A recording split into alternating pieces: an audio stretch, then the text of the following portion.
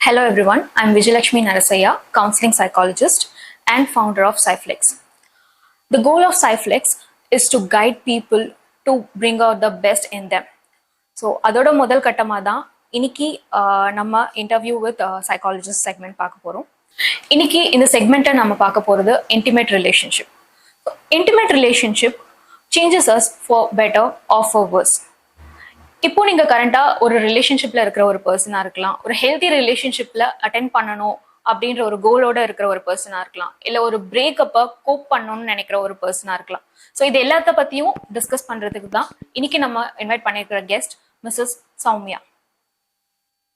Purple Flow அப்படின்ற ஒரு ஆர்கனைசேஷனோட founder. She has taught psychology for 6 years and started Purple Flow with the intention of helping people through psychoeducation and counseling services.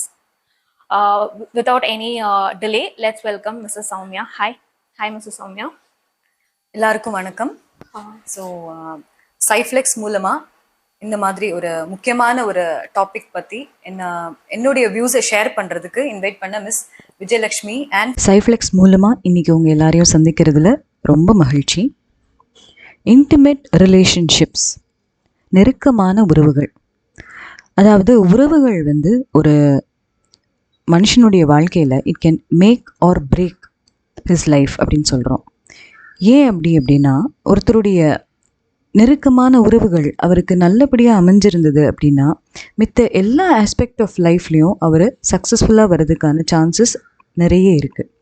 ஆனால் அதே உறவுகள் ப்ராப்ளமேட்டிக்காக அமைஞ்சுது அப்படின்னா அவருடைய மற்ற எல்லா ஆஸ்பெக்ட்ஸ் ஆஃப் லைஃப்பையும் அது பாதிக்கக்கூடிய சக்தி இருக்குது.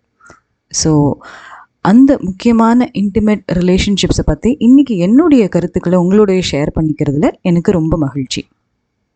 ஸோ ஒரு ஹெல்தி ரிலேஷன்ஷிப் எப்படி இருக்கணும், ஒரு அன்ஹெல்தி ரிலேஷன்ஷிப் எப்படி இருக்கணும் அப்படின்ற ஒரு பெர்ஸ்பெக்டிவ் கொடுக்க முடியுமா?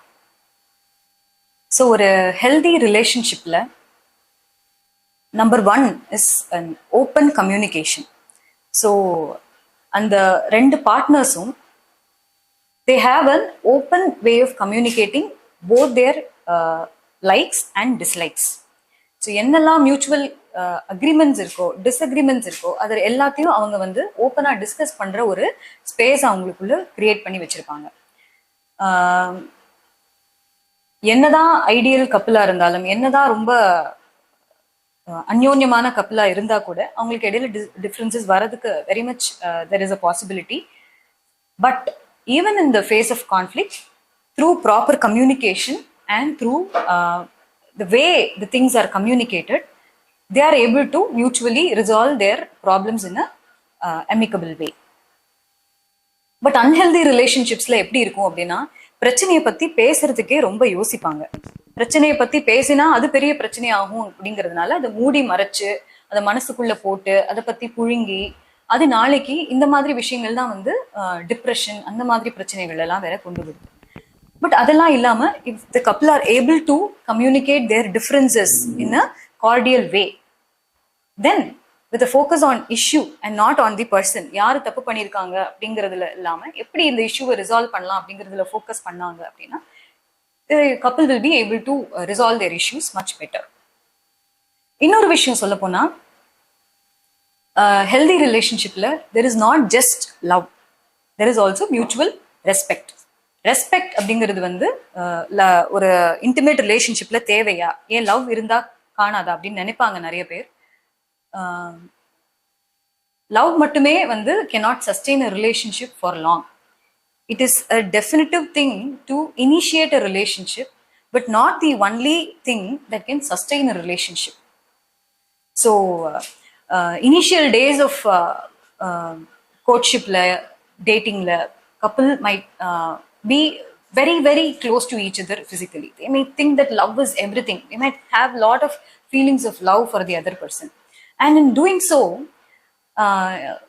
என்ன பண்ண ஆரம்பிச்சிடுவாங்க அப்படின்னா அந்த தன்னுடைய எண்ணங்களை ஓவரா அந்த அதர் பர்சன் மேல அவங்க காட்ட ஆரம்பிச்சிடுவாங்க.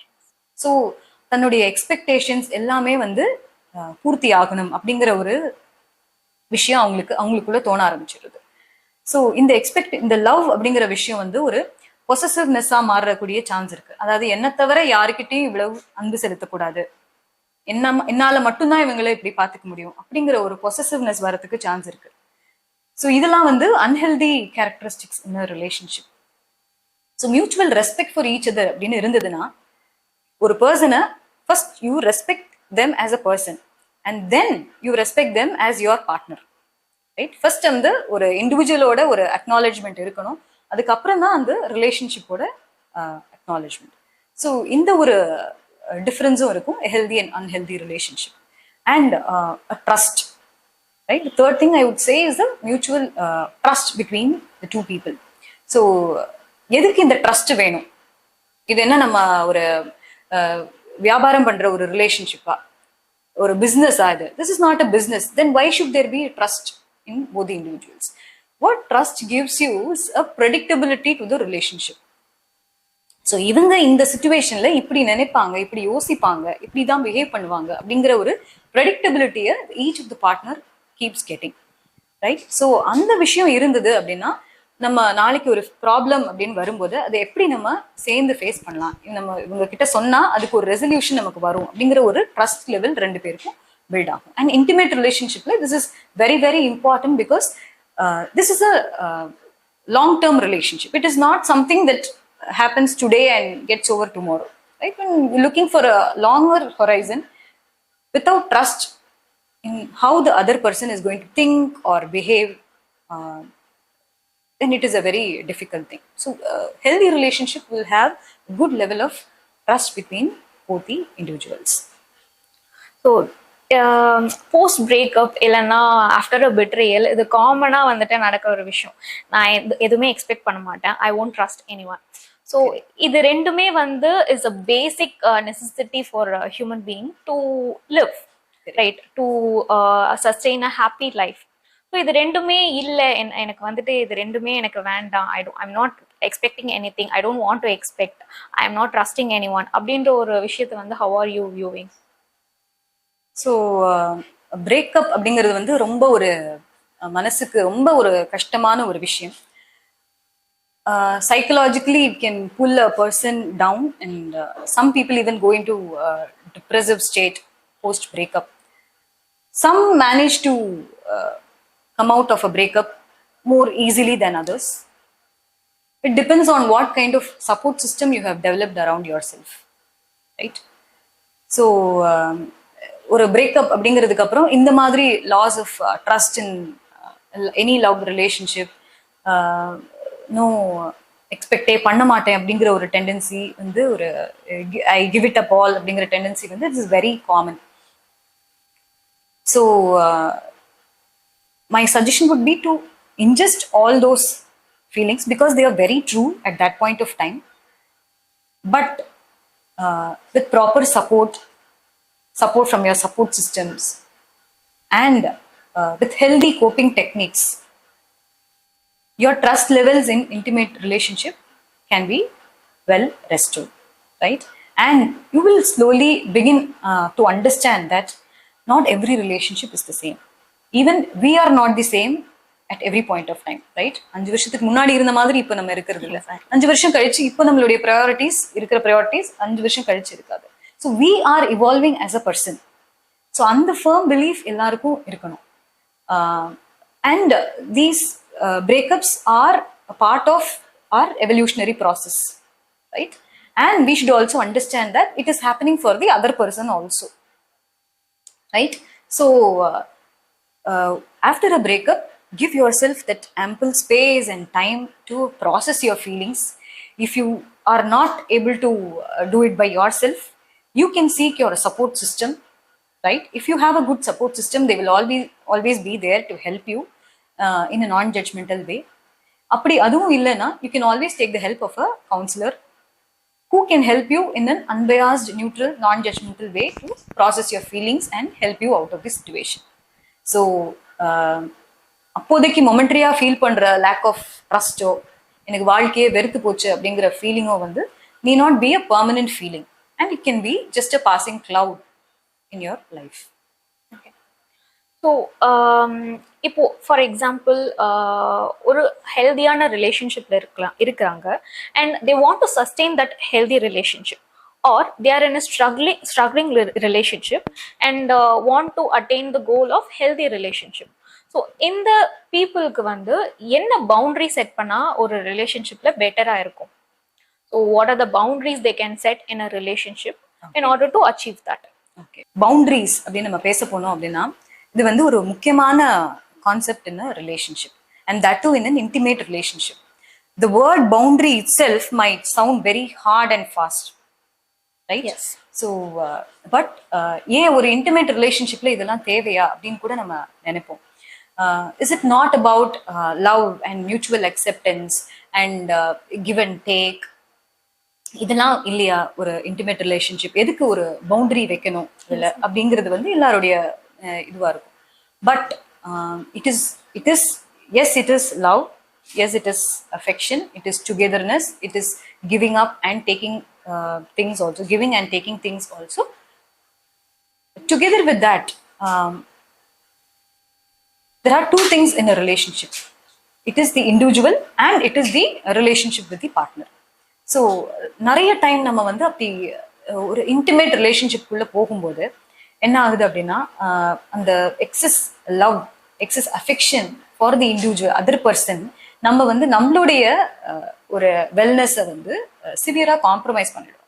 அது இனிஷியலாக தெரியவும் தெரியாது. ஸோ நாளடைவில் என்ன ஆகும், இது அப்படியே போயிட்டு இருக்கும்போது என்ன ஆகும் அப்படின்னா problems start arising. What kind of problems? நான் இத்தனை நாளாக உனக்கு இது செஞ்சேன், ஆனால் நீ எனக்கு என்ன பண்ணின, இந்த மாதிரி ஒரு feelings, right? So at that point of time addressing these things will be very very difficult. So ஒரு இண்டிவிஜுவலோட ஐடென்டிட்டியை மாறாமல் at the same time helping them be part of a relationship அப்படிங்கிறதுக்கு வந்து இந்த பவுண்டரி செட்டிங் அப்படிங்கிறது வந்து ரொம்ப இம்பார்ட்டன்ட். ஸோ எப்படி கிரிக்கெட்லேயே வந்து இப்போ ஒரு பேட்ஸ்மேன் சூப்பரா ஆடினாரு அப்படின்னு சொல்றதுக்கும் அவர் 6 அடிச்சாரு 4 அடிச்சாருன்னு சொல்றதுக்கும் what demarcates it, what distinguishes it அப்படின்னா அது ஒரு பவுண்டரி லைன் தான், ரைட்? ஒரு கேம்ல எப்படி அது அந்த பவுண்டரி லைன் இம்பார்ட்டன்ட்டோ even in our intimate relationships a boundary is important to help structure the relationship in a safe way for both the individuals. So ஒரு நல்ல மனுஷன் அப்படின்னு சொல்றதுக்கும் ரொம்ப நல்லவர், அவருக்கு ஒய்ஃபுக்கு பிடிக்காத விஷயங்கள்லாம் அவர் செய்ய மாட்டாரு அப்படின்னு சொல்றதுக்கும் வந்து நிறைய டிஃப்ரென்ஸ் இருக்கு. So boundaries need not be hard and fast. It is not like சினிமாவில் சம்சாரம் அது மின்சாரம் சினிமாவில் வர மாதிரி ஒரு கோடு போட்டு வச்சுட்டு நீ இந்த பக்கம் வரக்கூடாது நான் அந்த பக்கம் வரமாட்டேங்கிற மாதிரி இல்லை boundaries. They are for preserving the identity of each individual in a relationship, right? So என்ன ஆகுது அப்படிங்கும்போது வைஃப் குட் வெல் திங்க், அவங்க ஒரு ஹோம் மேக்கரா இருக்கலாம், நாள் ஃபுல்லா அவங்க வீட்டுக்காக உழைச்சிட்டு இருக்கிறவங்களா இருக்கலாம். she might set a boundary well as மத்தியானம் 3 to 4 is my me time. நான் இந்த நேரத்துல எனக்கு பிடிச்ச விஷயங்களை நான் செய்வேன். அந்த நேரத்துல please don't any of you in the house expect my presence. Please you take care of your needs by yourself. இந்த டைம் எனக்கு வேணும் அப்படிங்கிறது வந்து ஒரு ஹோம் மேக்கரோட ஒரு பவுண்டரியா இருக்கலாம். நாள் பூரா நான் ஆஃபீஸ் போயிட்டு வரேன், I am so busy even on weekends. Every month one Sunday I would want to meet my friends அப்படிங்கிறது வந்து ஒரு ஹஸ்பண்டோட ஒரு பவுண்டரியா இருக்கலாம். ஒரு டீனேஜர் ஒரு யங் அடல்ட் எடுக்கும்போது அம்மா அப்பா டெய்லி பேசிஸ்ல என்னோட ஃபோன் எல்லாம் செக் பண்ணக்கூடாது, என்னோட மெசேஜஸ் எல்லாம் எடுத்து பார்க்கக்கூடாது, நான் என்ன பண்றேன்னு அப்படிங்கிறது வந்து ஒரு டீனேஜரோட ஒரு பவுண்டரியா இருக்கலாம். ஸோ இது வந்து இதுல சரி தப்பு அப்படின்னு நம்ம பார்க்கறதுக்கு இல்லை. ஸோ அந்த வீட்டுக்கு எது அவங்களுக்கு முக்கியம் அப்படின்னு போயிடுறதோ, ஒவ்வொரு இண்டிவிஜுவலுக்கும் அவங்களுக்கு எது இம்பார்ட்டன்ட் அப்படின்னு ஃபீல் பண்றாங்களோ அதுக்கு ஒரு அழகான ஒரு பவுண்டரியை வந்து அவங்க செட் பண்ணி அதை the most important thing in a boundary is to clearly communicate about the boundary also. So நமக்குள்ள பவுண்டரியை வச்சுட்டு நம்ம அதை கம்யூனிகேட் பண்ணலை அப்படின்னா it will create unnecessary problems and people may not understand that also. என்னடா அம்மா மற்ற நேரம்லாம் நான் கேட்கும்போது எல்லாம் செய்யறாங்க, இந்த நேரம் மட்டும் செய்ய மாட்டேங்கிறாங்க, அம்மாக்கு என்ன பிடிக்கலையா அப்படின்னு அந்த குழந்தைக்கு தோண ஆரம்பிக்கலாம். So draw your boundaries and clearly communicate your boundaries to those significant others around you. So in this way both the partners in the relationship can understand and expect இவங்களுக்கு எது பிடிக்கும் எது பிடிக்காது, இவங்களுக்கு என்ன பண்ணா பிரச்சனை இல்லாம இருக்கும், என்ன பண்ணா அனாவசியமா பிரச்சனை வரும் அப்படிங்கிற மாதிரி ஒரு கிளியர் கட் அண்டர்ஸ்டாண்டிங் அந்த ரெண்டு இண்டிவிஜுவல்ஸ்க்குமே இருக்கும். So that is why boundaries are very important and they are the foundation for a very healthy intimate relationship also. So இப்போ பவுண்டரி வந்துட்டு ஒரு கான்ஃப்ளிக்ட் வராம எப்படி செட் பண்றது? பிகாஸ் ஆப்வியஸ்லி இப்போ நான் போய் இதெல்லாம் these are my set of rules I would like to convey it to you. So இதை சொல்லும்போது கண்டிப்பா ஒரு கான்ஃப்ளிக்ட்ன்றது வரப்போகுது. And there's going to be guilt in that person.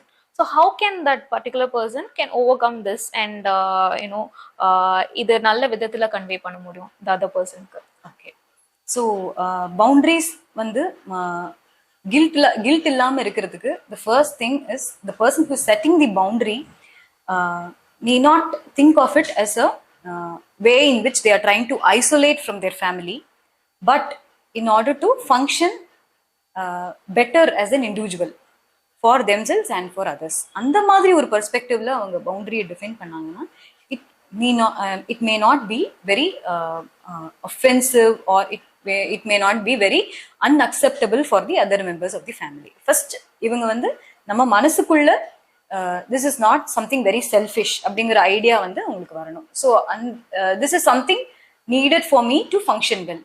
எப்படி நம்ம வந்து ஃபிசிக்கல் ஃபிட்னஸ் நம்ம பார்த்துக்கணும்னு நினைக்கிறோமோ, டெய்லி குளிக்கிறோம், பல் தேய்க்கிறோம், எல்லாம் பண்ணிக்கிறோமோ, நம்ம in order to keep our physical body well, in order to preserve our mental health also, we have to have certain things in order to function fully as a person. ஸோ அதுக்கான ஒரு ரிக்வயர்மெண்ட்டாக இதை மனசில் நினைச்சோம் அப்படின்னா அந்த கில்ட்டி ஃபீலிங்கை you can address very well, right? It is a requirement from your side. Okay, and இதை நீங்கள் கேட்ட மாதிரி கான்ஃப்ளிக்ட் வராமல் இருக்கணும் அப்படின்னா இன்னொருத்தங்கள்ட்ட கம்யூனிகேட் பண்ணும்போது முதல்ல communicating the boundary it self in a pleasant way, and what you can also add is பெரியவங்களா இருந்தாங்க அப்படின்னா why you are wanting this boundary, இது செட் பண்றதுனால என்ன இம்ப்ரூவ் ஆகும் நம்மளுடைய லைஃப்ல அப்படிங்கிற விஷயத்த அவங்க வந்து அவங்க கிளியரா கம்யூனிகேட் பண்ணலாம். ஸோ எனக்கு இந்த 1 hour வேணும் அப்படின்னு மட்டும் சொல்லாம, ஸோ இந்த 1 hourல வந்து ஐ would like to develop my self as a person. I would like to involve though in things that which will help me develop. So in that way I can contribute better to the family. That way I can improve my professional life. That way I can improve myself as an individual. அப்படிங்கிற மாதிரி அவங்க how this boundary can benefit themselves or both the partners அப்படிங்கிற விஷயத்தை வந்து அவங்க they can clarify with the when they communicate the boundary. So that way it is easy to reduce the conflict also. So that chances of the partner accepting this boundary is also very high. I just wanted to add on to that. So நீங்க சொன்ன மாதிரி தான் selfish அந்த கில்ட்டான ஒரு feel ஏன் வருதுன்னா நான் selfish அப்படின்ற ஒரு பெர்ஸ்பெக்டிவ் வரதுனால தான். அதாவது சின்ன வயசுல இருந்தே நம்மள வந்து ஒரு கிளியரான ஒரு டிஸ்கிரிமினேஷனோட வளர்த்துட்டாங்க. செல்ஃபிஷ் அப்படின்னா ஒரு பேடான ஒரு விஷயம், செல்ஃப்லெஸ்ஸா இருக்கிறதுனா ரொம்ப ரொம்ப இட்ஸ் நோபலான ஒரு விஷயம் அப்படின்ட்டு. பட் செல்ஃபிஷா இருக்கிறது ஒரு ஹியூமன் நேச்சர். ஸோ அது வந்து தவிர்க்க முடியாது. That is something you have to do it for your self. Like இந்த வேர்ல்டுல எல்லாருமே செல்ஃபிஷ் தான். ஸோ அது ஒரு நார்மலான ஒரு எமோஷனா ஒரு ஹேபிட்டா வந்துட்டு நம்ம ஆக்கணும்ன்றது தான் வந்துட்டு வாட் ஐ ஃபீல். செல்ஃபிஷா இருக்கிறதுனால தான் நம்ம வந்து கில்ட்டியா ஃபீல் பண்றோம். செல்ஃப்லெஸ்ஸா இருக்கிறதுனால நமக்கு ஹார்ம் வருதுன்னா it is good to be selfish, right? So that is something I feel. And so இப்போ நம்ம கவுன்சிலிங்க்கு வரும்போது like lot of conflicts that needs to be resolve அதோட வருவாங்க கிளைண்ட்ஸ் நம்ம கிட்ட. ஸோ அப்படி வரும்போது ஒரு ரிலேஷன்ஷிப் கவுன்சிலிங்ல ஹெல்தியான ஒரு ஜென்ரல் ஐடியா என்னன்னா ஸ்ட்ரகிளிங்கான ஒரு பீப்புள் தான் வந்து கவுன்சிலிங்க்கு வருவாங்க அப்படின்றது. There are various clients who come for to sustain a healthy relationship also, and there is also premarital counseling. So ஒரு ரிலேஷன்ஷிப் கவுன்சிலிங்க்கு வர ஒரு கிளைண்ட்டுக்கு என்ன எக்ஸ்பெக்டேஷன் இருக்கலாம் ஒரு கவுன்சிலிங்ல இருந்து? ஸோ ரிலேஷன்ஷிப் கவுன்சிலிங் அப்படிங்கிறது வந்து என்னன்னா, உங்களுடைய எக்ஸிஸ்டிங் ப்ரெசன்ட் ரிலேஷன்ஷிப்பை வந்து இன்னும் ஒரு பெட்டர் ஸ்டேஜுக்கு எடுத்துட்டு போறதுக்கு உங்களுக்கு ஹெல்ப் பண்றதுக்குரிய ஒரு ப்ராசஸ் தான் relationship counselling. So it is not a place where a third person is giving you advice on what you should be doing in your relationship, right? It is a place where you are given a unbiased and non-judgmental space where you can openly discuss about your issues.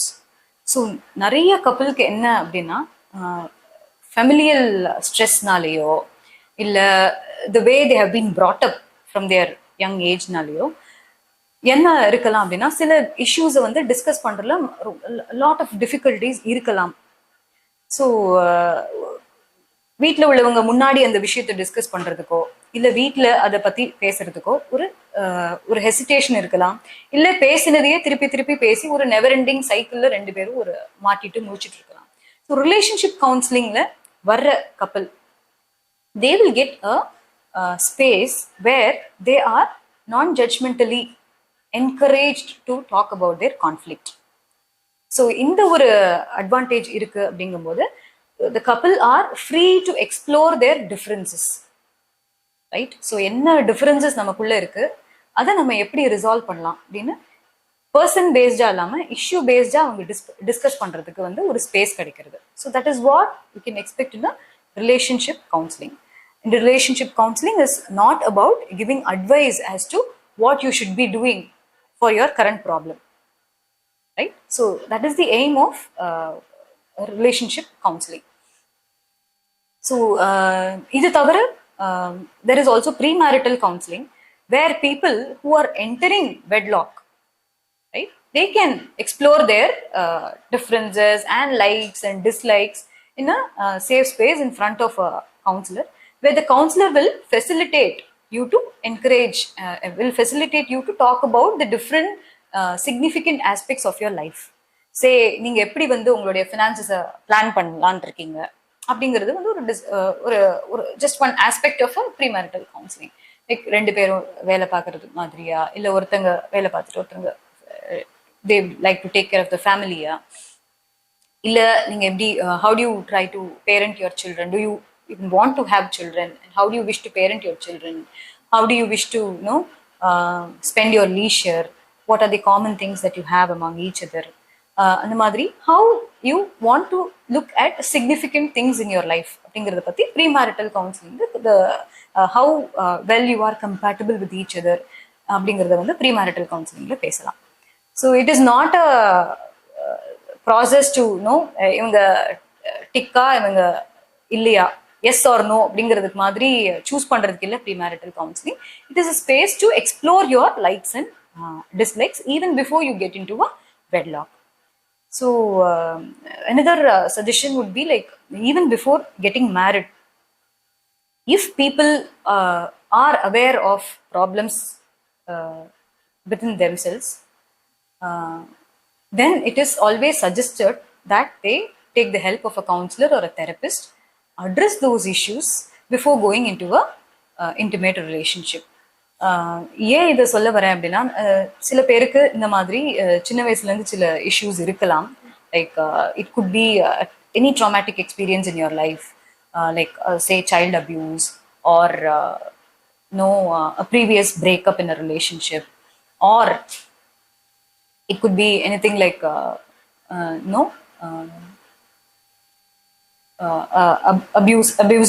being in an abusive parenting relationship, இல்லை self esteem issues, severe self esteem இஷ்யூஸாக இருக்கலாம்.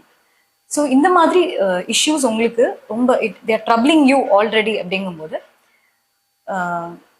It is suggested that you could take a counselling with a therapist or a counsellor and address these issue first. ஏன்னா these things marriage will magnify all these things in life, right? நம்ம ஊரில் வழக்கமாக ஒன்று சொல்லுவாங்க, கல்யாணம் பண்ணுங்க எல்லாம் சரியாக போயிடும் அப்படின்னு சொல்லிட்டு, which is not at all true, right? Marriage makes everything manifold, right? நல்ல விஷயங்கள் இருந்ததுன்னா நமக்குள்ள அதை வந்து பெருசாக்கி காட்டும், ரைட்? அதே மாதிரி கெட்ட விஷயங்கள் இருந்தாலும் அதையும் பெருசா ஆக்கிடும், ரைட்? ஸோ ஒரு கல்யாணத்துக்கு முன்னாடி ஏதோ ஒரு அன்ரிசால்வ்டு இஷ்யூ நமக்குள்ள இருக்கு அப்படிங்கும்போது கல்யாணம் அப்படிங்கிறதுக்கு அப்புறம் அது வந்து ரொம்ப பூதாகாரமா ஆகிறதுக்கு சான்ஸ் இருக்கு. So it will hinder the process of going into an intimate relationship with your partner.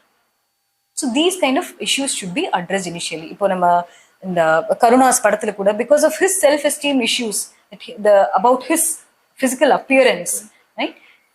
ஒரு சின்ன ஒரு இஷ்யூ, செல்ஃப் எஸ்டீம் இஷ்யூவா இருக்கிறது வந்து it starts robbing the partner of her happiness, her peace of mind, right? அது அவருக்குள்ள ஒரு பொசசிவ்னஸை create பண்ணி விடுது, அவருக்குள்ள ஒரு சென்ஸ் ஆஃப் இன்செக்யூரிட்டியை கிரியேட் பண்ணி விடுறது, right? And it ends up spoiling the entire relationship it self. So இதெல்லாம் வந்து நடக்கிறதுக்கு very much possible. So even before getting in to a intimate relationship, it is important that any known unaddressed issues can be resolved.